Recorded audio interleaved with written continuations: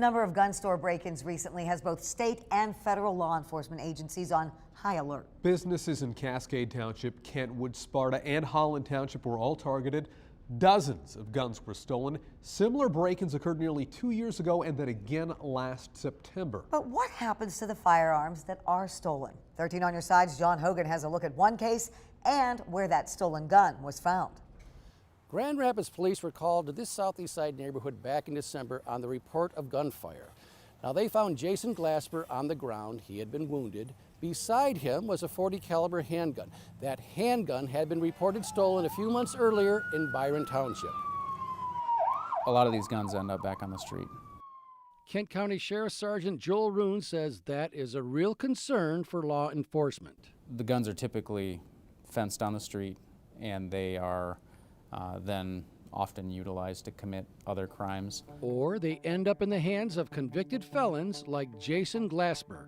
The gun found at his side on December 31st was one of 22 handguns taken in a break-in at an auction facility in Byron Township. That theft happened in early September.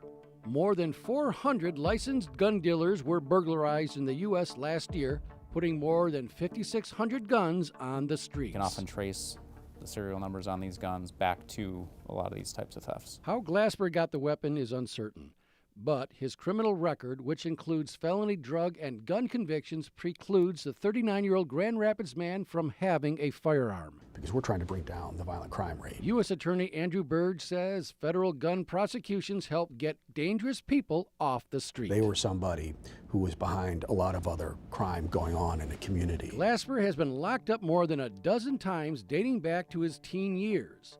He was last sent to federal prison in 2008 for being a felon in possession of a firearm. He got out in December of 2017. A little more than a year later, he was back behind bars for the same offense.